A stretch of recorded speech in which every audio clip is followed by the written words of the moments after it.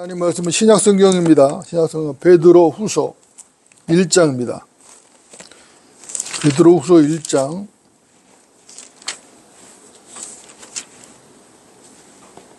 19절부터 21절까지입니다. 베드로 후서 1장 19절부터 21절까지 제가 받들어 읽겠습니다. 우리에게 더 확실한 예언의 말씀이 있으니 날이 새어 샛별이 너희 마음에 떠오르기까지 너희가 어두운 곳에서 빛나는 빛에 주의하듯 이 예언의 말씀에 주의하는 것이 잘하는 것이니라. 먼저 이것을 알지니 성경의 어떤 예언도 사사로운 해석에서 나온 것이 아니니 예언은 예전에 사람의 뜻에서 나온 것이 아니요 오직 하나님의 거룩한 사람들이 성령으로 감동을 받아 말한 것이니라. 아멘. 오늘 말씀의 제목은 더 확실한 예언의 말씀입니다. 더 확실한 예언의 말씀. 여러분도 어떻습니까? 성경은 역사책이죠? 맞습니까? 혹자는 성경이 무슨 역사책이냐고 이렇게 이견을 제시할 분도 있을 수 있을 것입니다. 그러나 성경은 분명한 역사책입니다. 여러분들 그렇다면 우리가 왜 무엇 때문에 성경을 역사책이라고 하는 것이죠? 이 성경책을 우리가 우리 바이블 빌리버들이 역사책이라고 하는 이유는 그만한 이유가 있는 것이죠. 괜히 하는 말이 아닌 것입니다. 여러분들 그 이유가 뭐죠? 이 성경책을 우리가 역사책이라고 하는 이유는 성경에 기록된 과거의 사실들, 과거에 기록된 그 역사의 모든 기록이 역사적인 사실일 뿐만 아니라 성경의 미래에 대해서 기록된 예언들이죠. 이 모든 예언들이 100% 역사적 사실로 성취될 것이기 때문에 우리가 역사책이라고 하는 것입니다.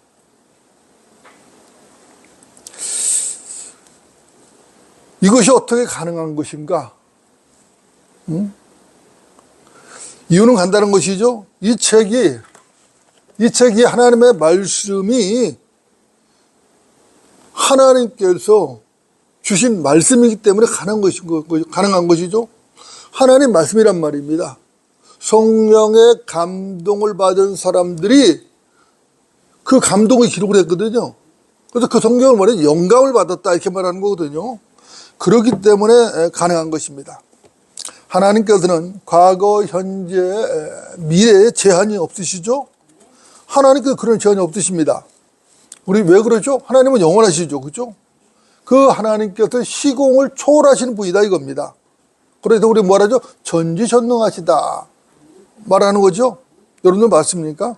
자, 여러분들 어떻습니까? 수많은 사람들이 성경을 오해하고 있는 것이죠. 그들은 성경을 단순한 종교적 서적으로만 취급을 하는 것입니다. 이것은 그들이 성경을 제대로 배우지 못했다는 증거가 되는 것이죠. 그런 사람들은 성경에 대해서 무지한 겁니다. 성경이 어떤 책인지 사실은 그들은 감조차 잡지 못하고 있는 게 확실한 것이죠. 태초에 하나님께서 하늘과 땅을 창조하셨느니라. 태초에 하나님께서 하늘과 땅을 창조하셨느니라. 창세기 1장 1절 말씀이죠. 여러분도 어떻습니까?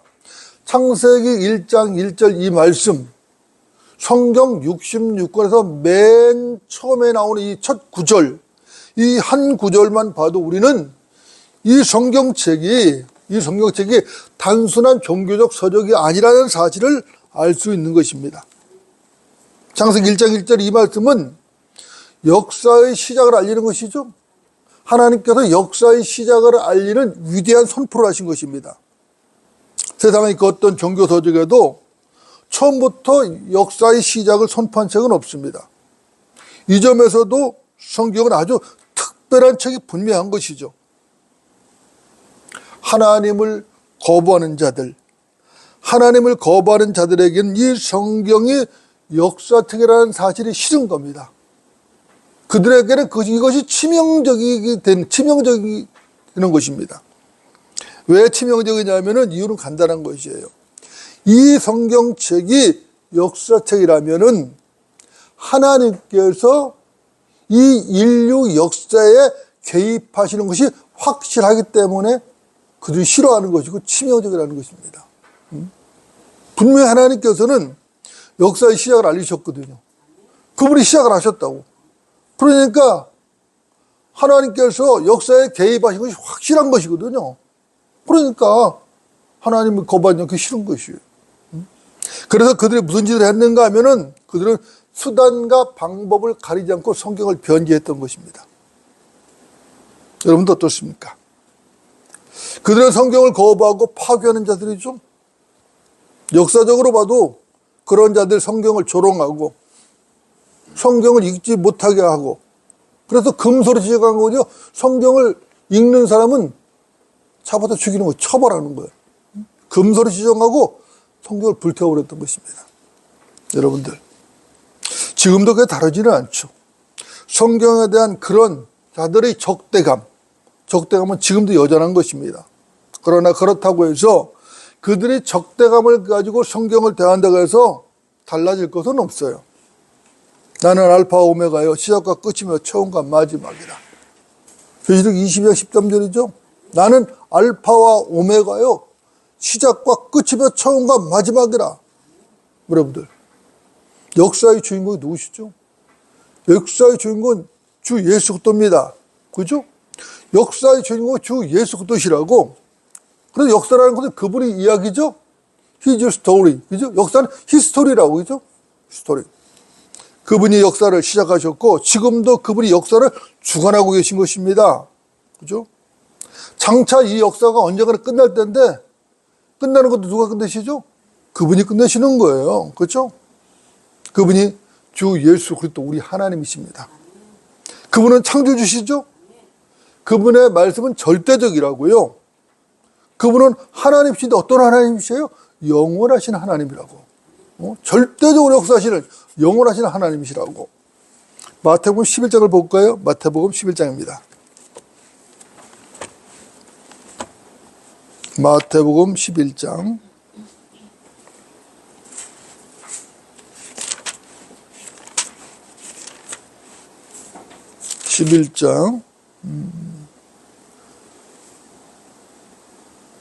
12절부터입니다. 12절부터 14절까지만 보겠습니다. 마태복음 11장 12절부터 14절입니다. 제가 읽겠습니다. 침례인 요한의 때로부터 지금까지 천국은 폭력을 겪고 폭력을 쓰는 자들이 힘으로 그것을 차지하느니라. 모든 선지서와 율법은 요한까지 예언한 것이라. 만일 너희가 그것을 받을 만한 의향이 있다면 오기로 되어 있는 엘리야가 바로 그 사람이니라. 이렇게 말씀을 하고 있죠. 여러분도 어떻습니까? 침례인 요한은 중요한 인물이죠. 성경에도 매우 중요한 인물입니다. 그죠? 침례인 요한이 왜 중요한가? 중요한 이유가 뭐죠? 침례인 요한이 중요한 것은 그가 여인에게서 난 사람 가운데서 가장 큰 자이기 때문에 중요한 것입니다.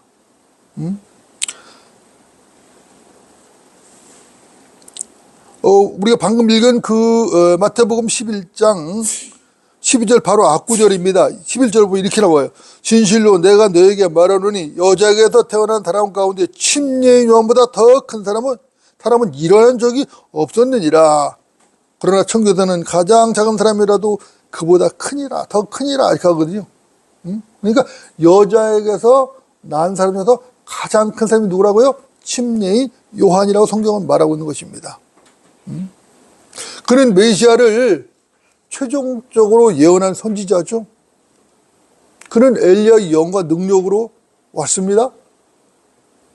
그가 엘리야의 그 영과 능력으로 와서 왕의 길을 예비한 선두주자였죠. 왕의 길을 예비한 선두주자였다고.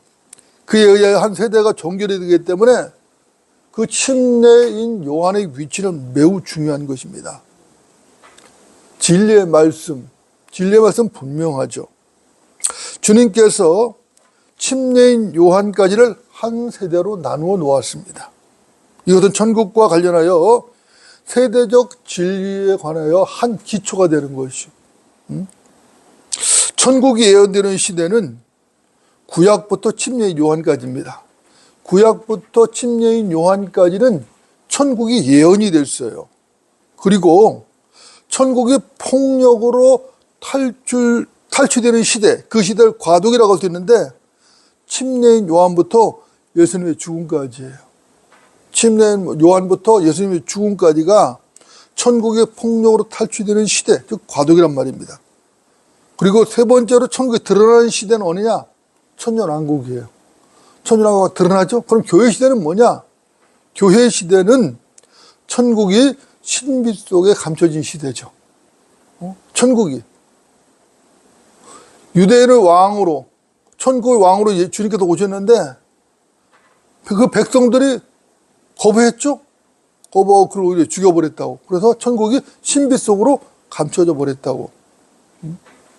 여러분들이 아시는 대로 마태복음은 왕으로 오신 예수님을 다루고 있죠? 그래서 이 마태복음을 갖다 뭐라 하죠? 천국복음 또는 왕국복음이라고 하는 것입니다. 그죠?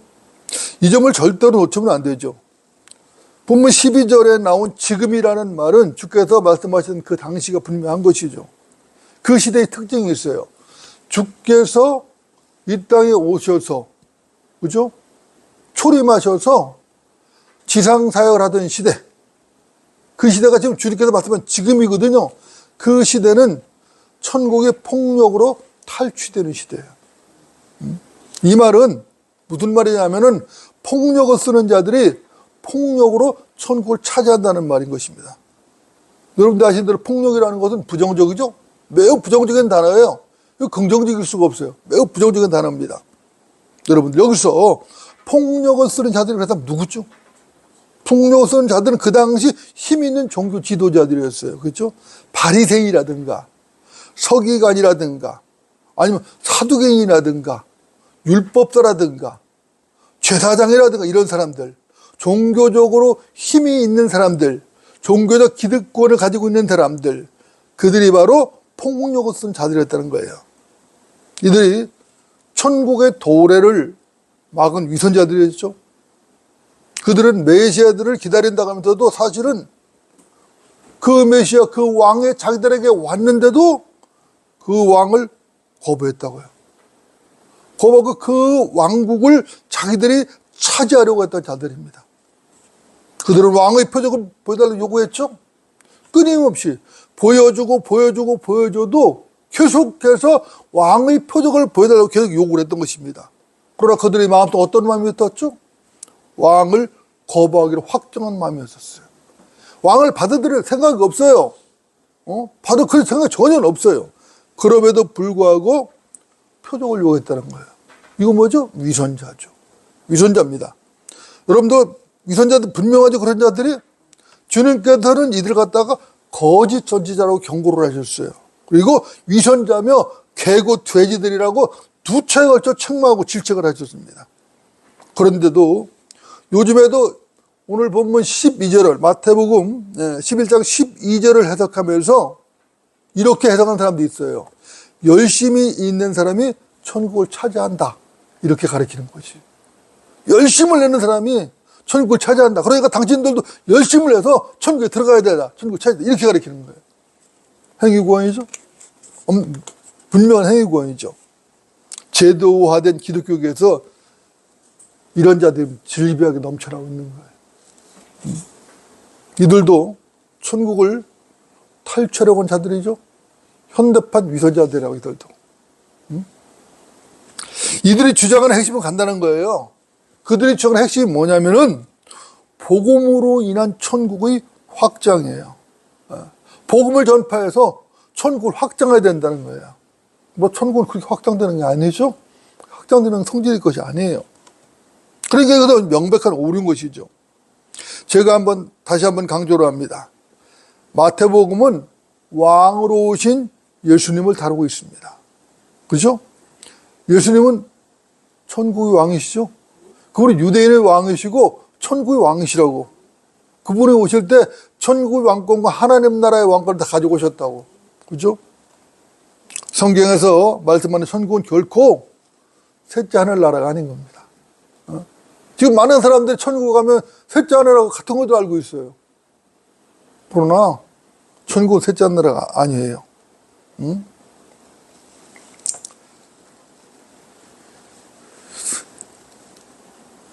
그렇다고 해도 천국이 그러면 하늘나라냐?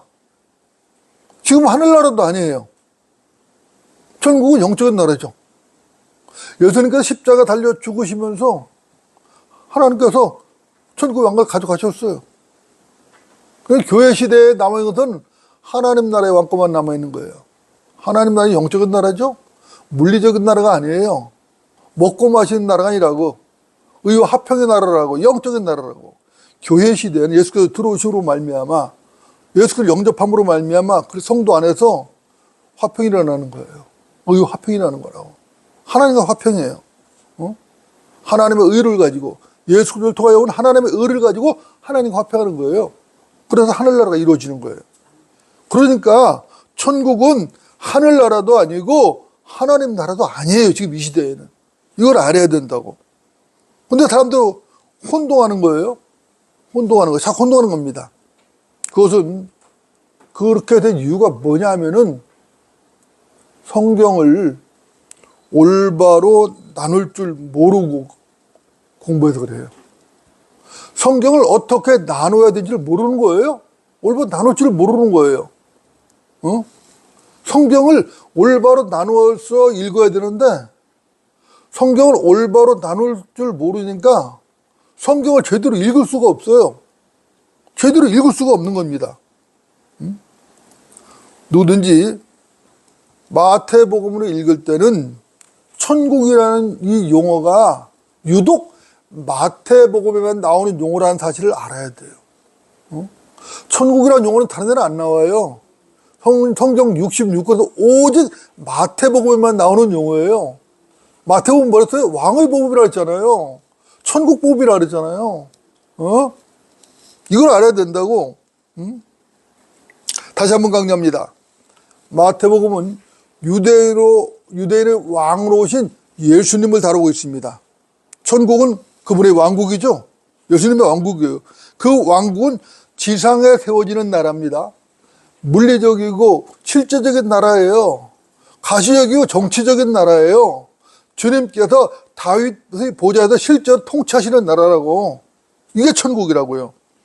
이런 이유로 천국과 하늘나라 그리고 하나님의 나라는 확실하게 구분해야 하는 것입니다. 확실하게 구분을 해야 돼요. 이걸 구분하지 못하면 진리가 엉망이 되어버린다고. 막 뒤섞여가지고 엉망이 되어버린다고. 교회 시대에 이것을 구분하지 못한다면은 절대로 진리를 알 수가 없게 돼 있어요. 알 수가 없어요, 진리를요. 오늘날 교회들이 얼마나 많아요. 교회들이 얼마나 많고 얼마나 유명한 신학자들 또 얼마나 유명한 목사들이 많아요. 훌륭하다고 하는 신학자들, 훌륭하다는 목사들 얼마나 많냐고. 그럼에도 불구하고 왜 교회들이 진리를 모르는 것인가? 왜 모르죠? 그들이 왜 진리를 몰라요? 성경을 공부하지 않아서 모르는 게 아니에요.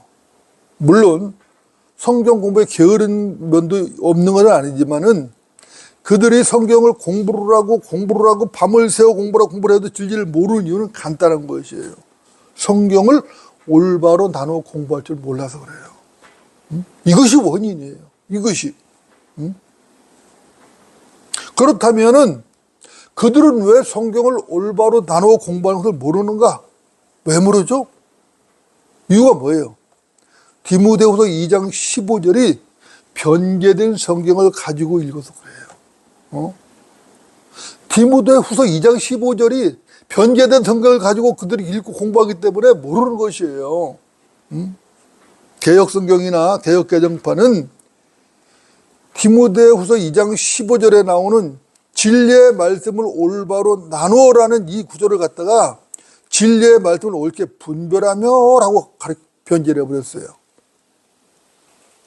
자, 진리의 말씀을 올바로 나누다 이 말과 진리의 말씀을 옳게 분별해라 같아요, 틀려요? 틀리죠.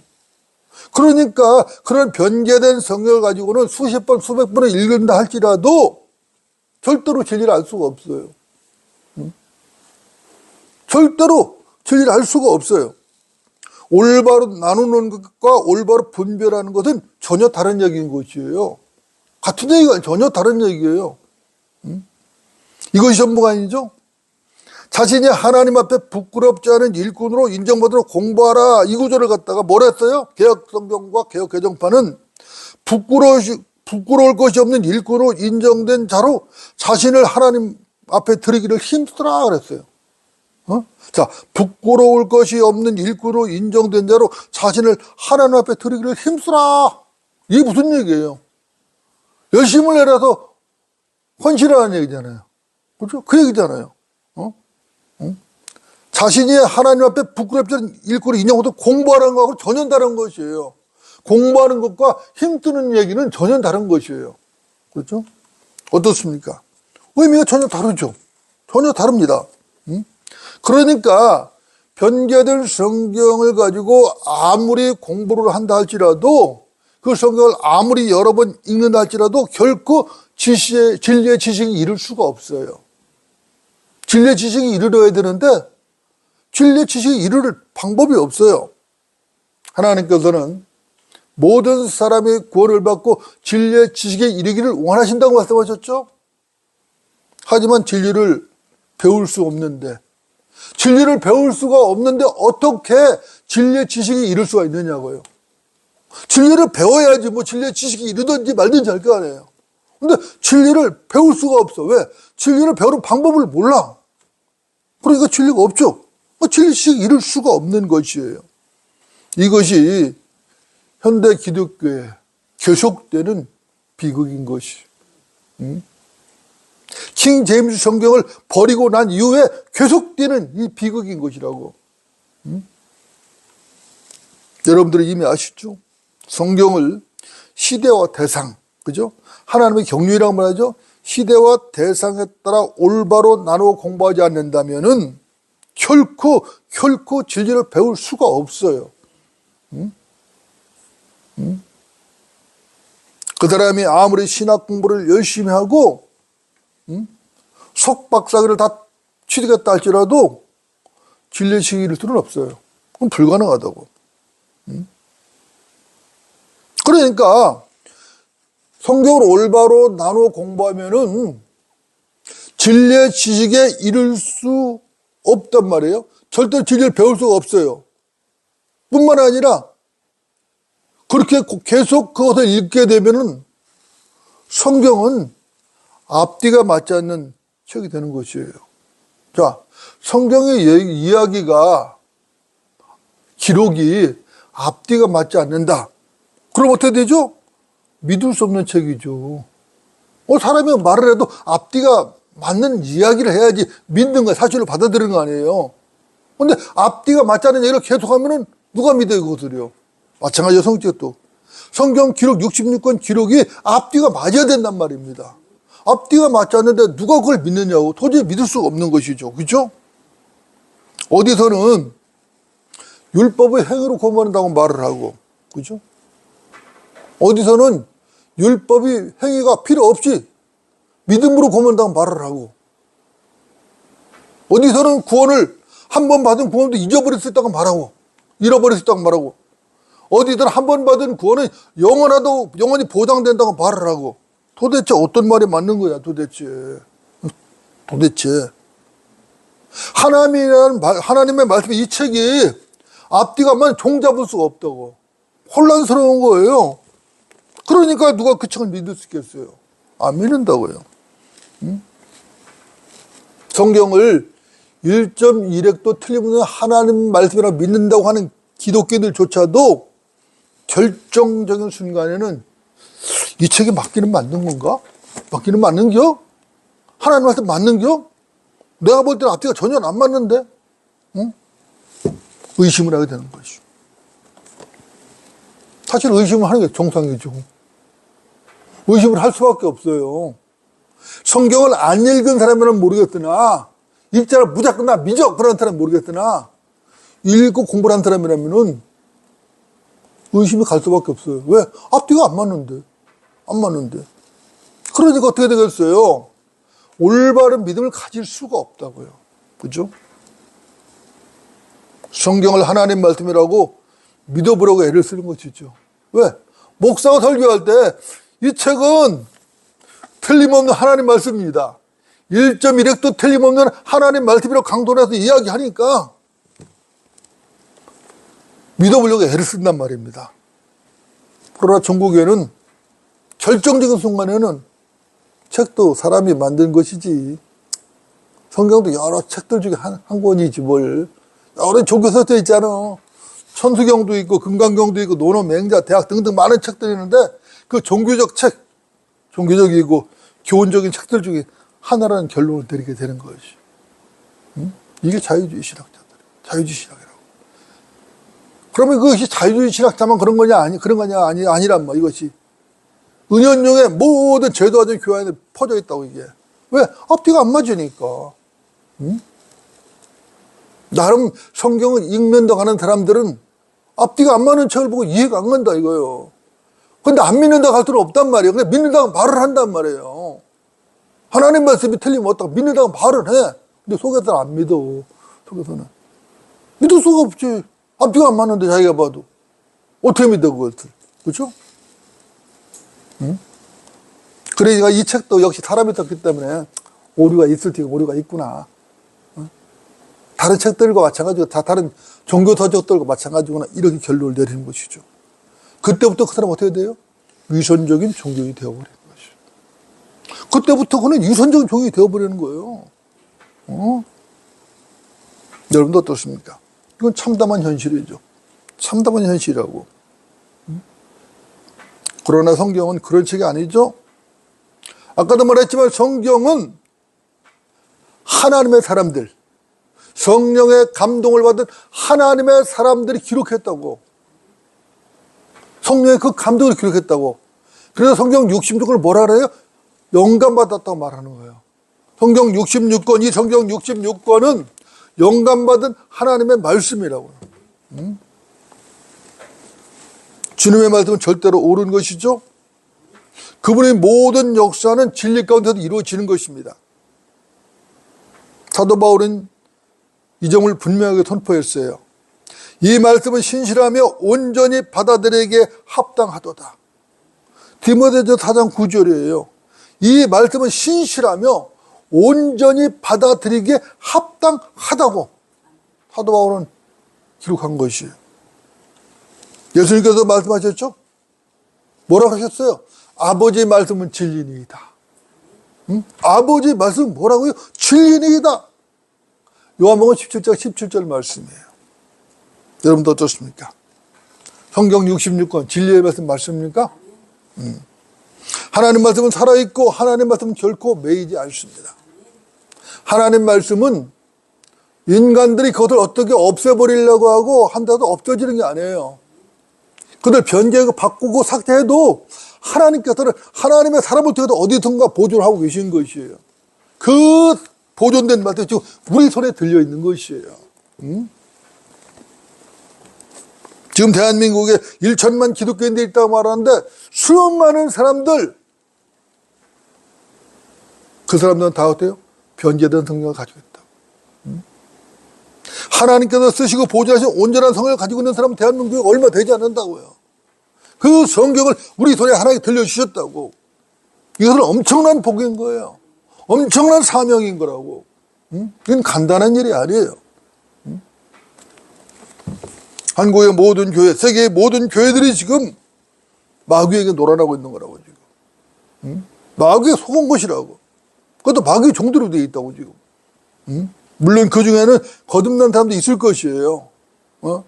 구원받은 사람도 있을 거예요. 그럼에도 불구하고 그들은 지금 왜 마귀의 종로로 하고 있는 거예요.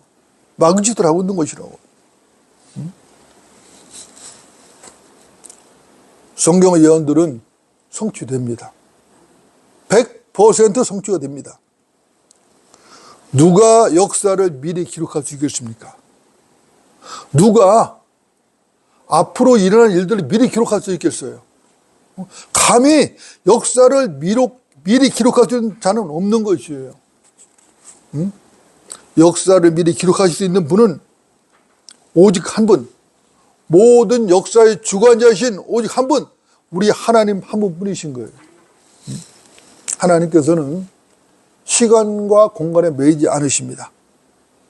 하나님은 시공을 초월하시죠? 시공을 초월해서 스스로 존재하시는 분이에요.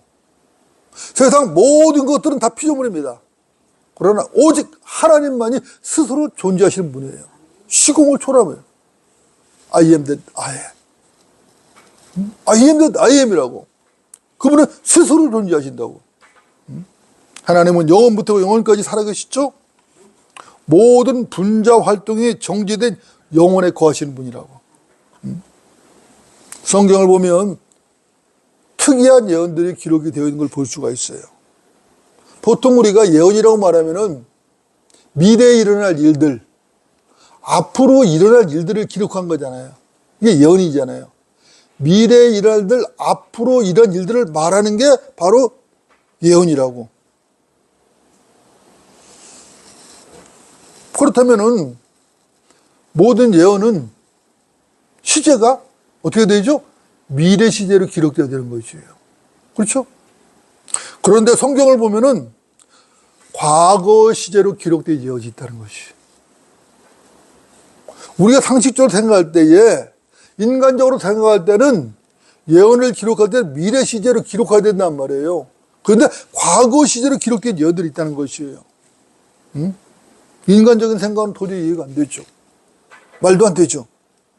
그렇다고 해서 그러면 성경에 오류가 있는 것인가? 수많은 신학자들이 그렇기 때문에 성경은 오류가 있다고 또 지적을 하는 것이에요. 성경을 믿지 않고 트집을 잡는 자들이 오류라고 주장할 수 있지만 그것은 결국 오류가 아닌 것이에요. 그렇다면 이것을 어떻게 우리가 이해를 해야 되는 것인가? 간단한 것이에요. 여러분들이 아시는 대로 하나님께서는 영원부터 영원까지 살아계신 분이에요. 따라서 하나님께서는 미래의 사건도 과거에 일어난 사건으로 여기실 수 있는 것이에요. 그분은요. 그분이겠다. 뿐만 아니라 하나님의 말씀 100% 성취되기 때문에 미래에 일어날 일을 과거처럼 다룰 수도 있는 것이에요. 그분의 시간과 공간이 자유로우신 분이에요. 우리 인간은 시공의 제한을 받잖아요. 자유롭지 못해요. 과거, 현재, 미래가 필요해요. 근데 하나님께서는 영원에 거하신 분이라고 과거, 현재, 미래가 필요 없어요. 거기 항상 현재예요, 그냥. 항상 현재라고. 과거, 현재, 미래가 필요 없어요, 하나님께서는. 자유로우신 분이에요. 시공을 초월해서 자유로우신 분이기 때문에 언제고 미래에 일어날 것도 과거로 기록할 수 있고 현재로도 기록하실 수 있고요. 미래로도 기록하실 수 있어요, 그분은. 나는 알파와 오메가라는 이 말씀이 빈말이 아닌 것이에요. 나는 알파와 오메가라고 했거든요. 시작과 끝이라는 거예요. 이 말이 빈말이 아니라고. 교회의 휴거, 그리스도의 심판석, 어린 양 혼인식, 대환란 때 수많은 재앙들, 주 예수 그리스도의 재림, 아마겟돈 전쟁과 2억의 유엔 군대 몰살, 천년 왕국의 건조가 통치, 사탄의 마지막 반역, 우주의 구성 요소들이 맹렬한 불로 녹아지는 그 불태워버림, 하늘과 땅이 완전히 불타버리죠. 그 불타버림, 큰 백보자 심판, 새하늘과 새 땅, 하나님께로부터 하늘 내려오는 새 예루살렘, 이 모든 예언들은 우리의 입장에서는 미래에 일어날 일들입니다. 그러나 하나님께서는 이 모든 사건들을 과거나 현재의 사건들처럼 성경에 기록하고 있는 거예요. 다 기록하고 있는 거예요. 성경은 위대한 책이죠. 알면 알수록 성경은 참으로 위대한 책이에요. 위대합니다. 위대해요. 성경은 경이롭죠. 신비합니다. 참으로 놀라운 것이에요. 성경을 제대로 배우지 않은 사람들, 공부하지 않은 사람들이 성경이 이렇쿵 저렇쿵 이야기를 하지만은 다 쓸데없는 소리예요. 성경을 바로 공부해보라고. 위대하다고, 신비롭다고, 경이롭다고, 감탄하지 않을 수 없다고. 그렇죠? 그 말씀 앞에 무릎을 꿇지 않을 수가 없어요. 하나님만이 위대하십니다라고 고백하지 않을 수가 없는 거예요. 다른 종교 경전들은 흉내조차 낼 수 없는 것이죠. 다른 종교에도 수없는 종교 경전들이 있어요. 많은 종교들이 있는데 감히 예언에 대해서 엄두조차 못 내는 거예요. 어떻게 이런 예언 할 수가 있어요? 성경만큼 수많은 예언들 담고 있는 그런 책은 이 땅에 없어요. 그런 경전도 없어요. 단 하나도 없어요. 그죠? 성경에는 800여 개의 예언이 나오죠? 800여 개의 예언이 나온다고. 초림에 관한 300개의 예언들이 이미 성취가 됐어요. 예수님에 관련된 예언이 한 800개가 되는데 초림의 예언들 300개 이미 성취가 됐어요. 나머지 500개가 남았죠? 이것은 재림 때 성취될 것입니다. 재림에 관한 예언들이거든요. 성취될 거예요. 이렇게 놀라운 책은 세상 어디에도 없어요. 그죠? 세상 어디에도 없습니다. 지금 오늘만 해도 각 출판사에서 책이 엄청 출간돼서 나올 거예요. 내일도 그럴 것이고 모레도 그럴 것이고 계속 나올 것이에요. 과거에도 엄청난 책들이 나왔어요. 그러나 그 어디에도 그런 예언은 없어요. 성경밖에 없어요. 무슨 뭐 세상에 예언이가 예언했다고 다 틀려요. 안 맞아요. 성경을 흉내내는 것에 불과한 것이지 참된 예언은 성경밖에 없어요.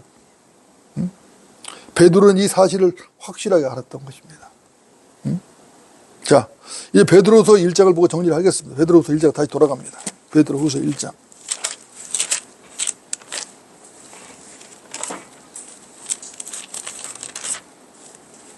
19절부터 21절입니다. 저 받들어 읽겠습니다. 우리에게 더 확실한 예언의 말씀이 있으니 날이 새어 샛별이 너희 마음에 떠오르기까지 너희가 어두운 곳에 빛나는 빛에 주의하듯 이 예언의 말씀에 주의하는 것이 잘하는 것이니라. 먼저 이것을 알지니 성경의 어떤 예언도 사사로운 해석에서 나온 것이 아니니 예언은 예전의 사람의 뜻에서 나온 것이 아니요 오직 하나님의 거룩한 사람들이 성령으로 감동을 받아 말한 것이니라. 아멘이죠. 어떻습니까? 이 본문을 누가 기록했죠? 이 본문은 베드로가 기록했죠. 그죠? 사도 베드로가 기록했습니다. 그런데 이 본문을 베드로가 기록했다는 사실 자체가 사실은 놀라운 것이에요. 왜 그러냐면은 베드로는 마태복음 17장을 보면은 변형산 사건을 직접 목격한 사람이거든요. 변형산에서 있었던 사건을 직접 목격을 했다고. 그런 그가 우리에게 더 확실한 예언의 말씀이 있다고 지금 기록하고 있는 것이에요. 자, 더 확실하다. 더 확실하다니 무엇이 더 확실하다는 것이죠? 무엇이 더 확실하다는 것이에요? 이 말은 변형산에서 내가 내 눈으로 직접 보고 들은 것보다도 더 확실하다는 거예요. 변형에서 예수님과, 그죠? 모세와 엘리야가 나타나서 변형돼서 하는 사건을 봤단 말입니다. 그리고 하나님께서 음성을 들려주셨어요. 하나님의 음성을 들었습니다. 직접 들었어요, 베드로가. 그런데 그것보다도 기록된 말씀이 더 확실하다고 지금 베드로는 말하고 있는 것이에요. 베드로는 분명히 야고보, 요한과 함께 변형사 사건을 직접 목격했습니다. 주께서 모세와 엘리야와 함께 해처럼 빛나고 변형된 모습으로 이야기하는 것을 봤어요. 놀라운 사건을 봤다고. 이는 내 사랑하는 아들이요 그 안에서 내가 기뻐하노라. 너희는 그의 말을 들으라. 하늘에서 들려온 이런 하나님의 음성도 직접 들었어요. 그럼에도 불구하고 베드로는 지금 우리에게 더 확실한 예언의 말씀이 있다고 지금 단언하고 있는 거예요. 이 예언의 말씀에 주의하는 것이 잘하는 것이라고 지금 권면하고 있는 것입니다. 우리는 여기서 우리에게 더 확실한 예언의 말씀이 있다는 이 한마디 말씀에 반드시 주목을 해야 되는 것이죠. 내가 직접 들은 하나님의 계시의 음성을 듣는 것보다 내가 어떠한 것을 한 것보다도 직접 내가 본 것보다도 더 확실하다는 것이에요. 기독교인이라고 하는 자들, 소위 기독교인이고 자기가 영적으로 수준이 높은 그런 사람이라고 하는 자들, 그런 자들 중에는 내가 직접 하나님의 계시음을 듣는다고 말하는 사람도 있죠.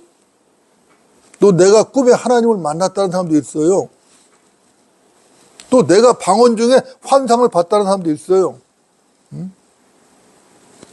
내가 지옥에 갔다 왔다는 사람도 있어요. 이렇게 떠벌린 자들은 모두가 정신 나간 자들입니다. 반미취행이들이에요. 여러분들. 그런 자들의 공통점이 있어요. 그런 자들의 공통점은 하나같이 성경에 무지하다는 것이. 무지하다는 것입니다. 그들은 성경보다 악한 영이 보여주는, 그리고 악한 영들이 들려주는 그것을 더 좋아하는 거예요.